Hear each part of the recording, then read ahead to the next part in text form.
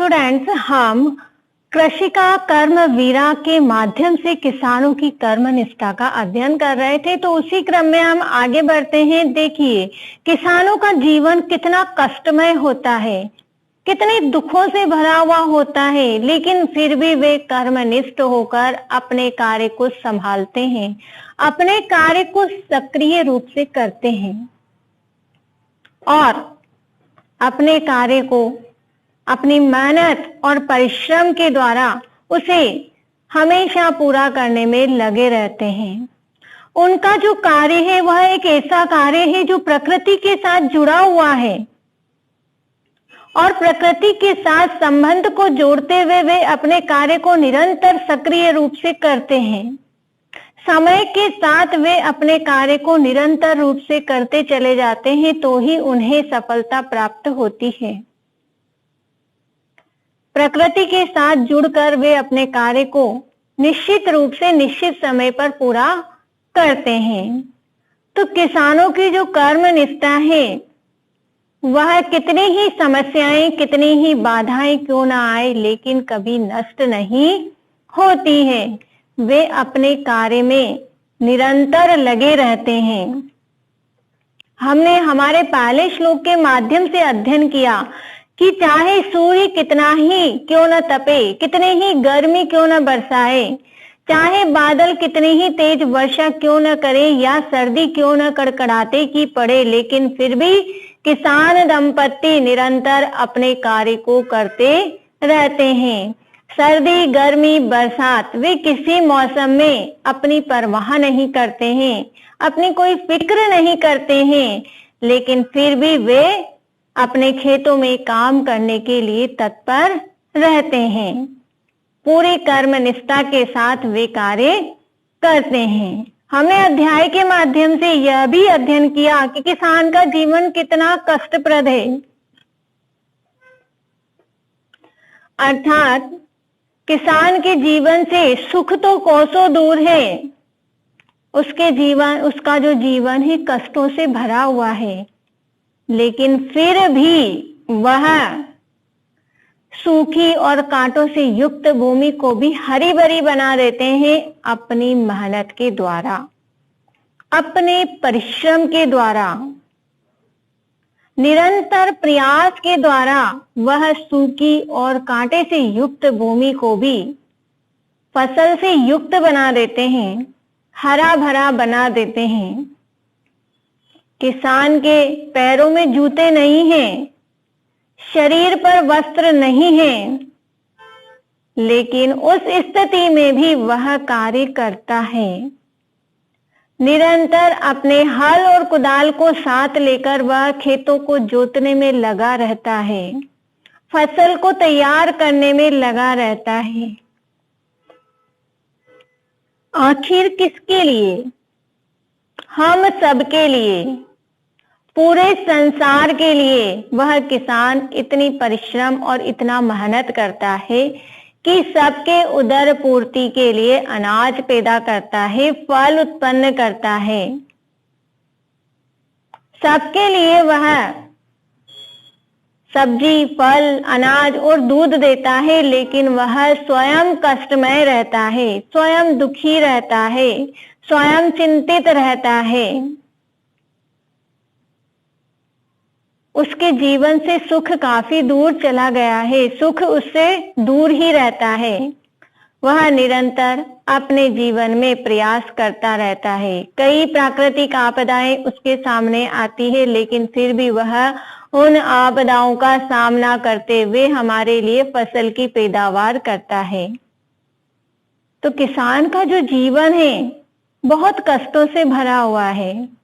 घर उसका पुराना हो गया है, जीर्ण शीर्ण हो गया है, बरसात का पानी रोकने में असमर्थ है, लेकिन फिर भी वह उस घर में रहता है और पूरे संतोष के साथ रहता है और अपने कार्य को पूरा करता है। फिर भी वह खेतों को जोतता है, फसल तैयार करता है और वह निरंतर अपने कार्य में सक्रिय भूमिका निभाता रहता है। तो एक किसान का जो जीवन है वह इस संसार में सबसे ज्यादा कष्टप्रद है। हम कह सकते हैं कि वह हमारा जनपालक है और बहुत विचित्र, बहुत अनोखा जनपालक है।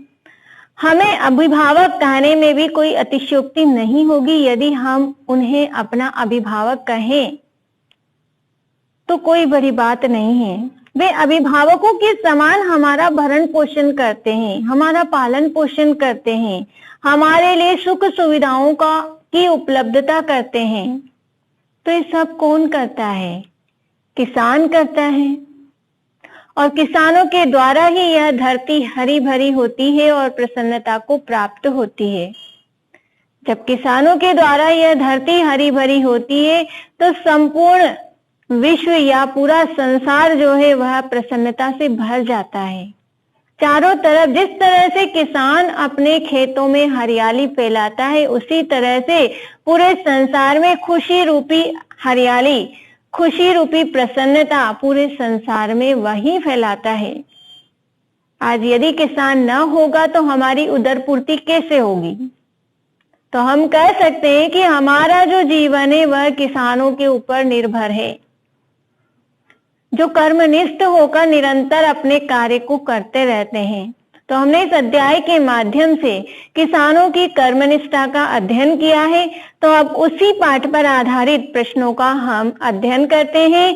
तो देखिए, पहला प्रश्न देखिए, प्रश्नानाम उत्तराणि लिखत। प्रश्नों के उत्तर लिखिए। कृषकाः केन क्षेत्राणि कृषन्ति?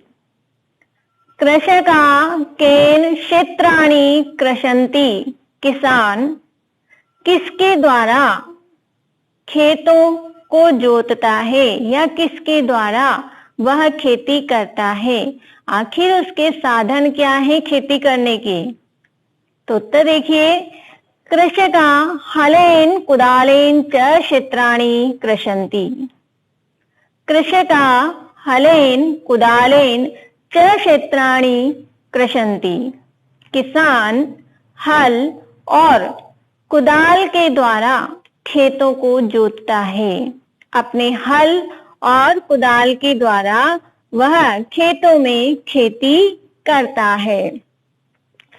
केषां कर्मवीरत्व न नश्यति।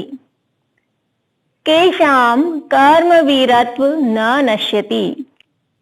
किसका कर्मवीरत्व नष्ट नहीं होता है?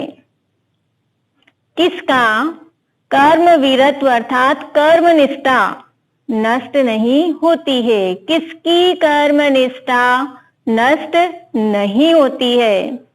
उत्तर देखिए, कृषिकाणां कर्मवीरत्व न नश्यति। कृषिकाणां कर्मवीरत्व न नश्यति अर्थात किसानों की कर्मनिष्ठा नष्ट नहीं होती है। किसानों की कर्मनिष्ठा अर्थात कार्य के प्रति जो उनका उत्साह है वह कभी भी नष्ट नहीं होता है। निरंतर सक्रिय रूप से वे अपने कार्य में लगे रहते हैं। तो किसानों की कर्मनिष्ठा नष्ट नहीं होती है। श्रमेण का सरसा भवति।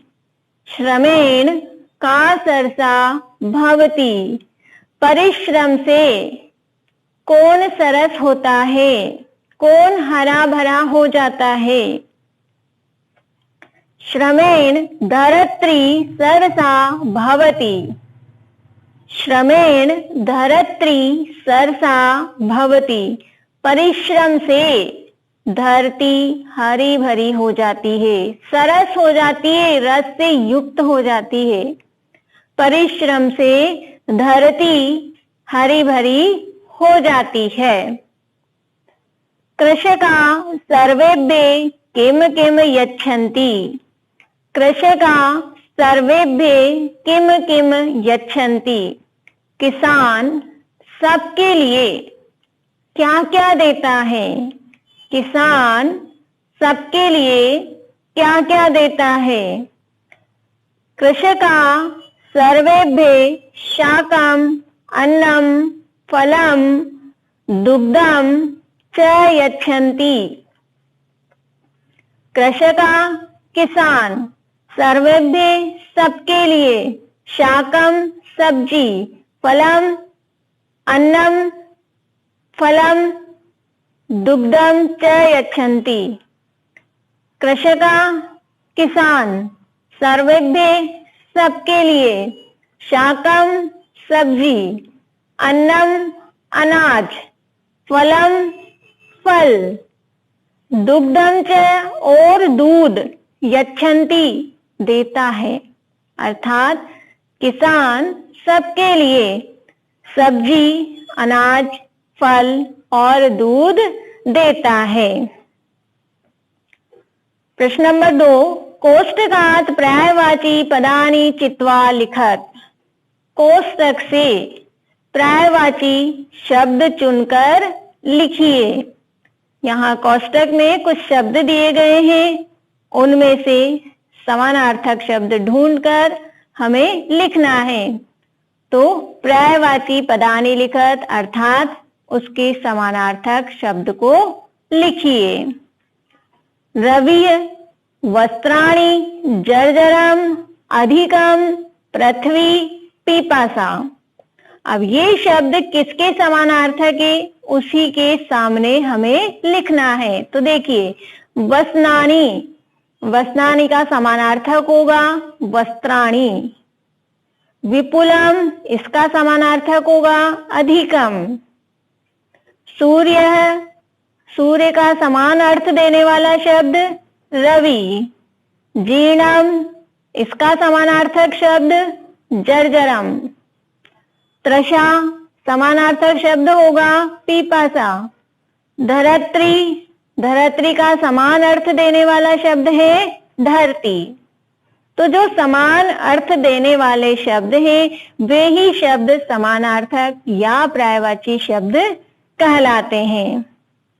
प्रश्न नंबर 3, कोष्टकात् विलोम पदानि चित्वा लिखत। कोष्टक में से विलोम शब्दों को चुनकर लिखिए। विलोम विपरीत अर्थ देने वाले, जो उल्टा अर्थ देते हैं, वे शब्द क्या कहलाते हैं, विलोम शब्द कहलाते हैं।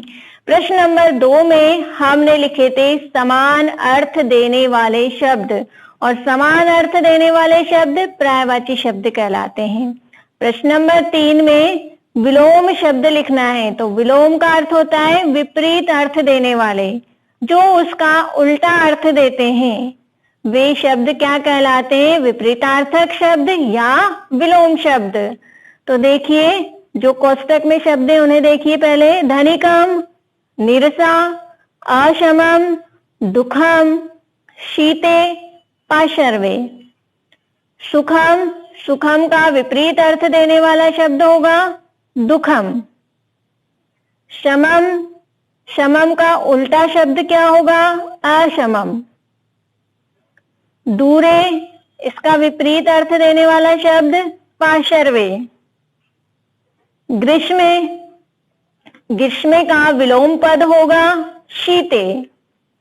निर्धनम, निर्धनम का विलोम पद होगा धनिकम। सरसा, सरसा शब्द का विपरीतार्थक शब्द होगा निरसा। तो जो विपरीत अर्थ देने वाले शब्द हैं वो क्या कहलाते हैं, विलोम शब्द कहलाते हैं।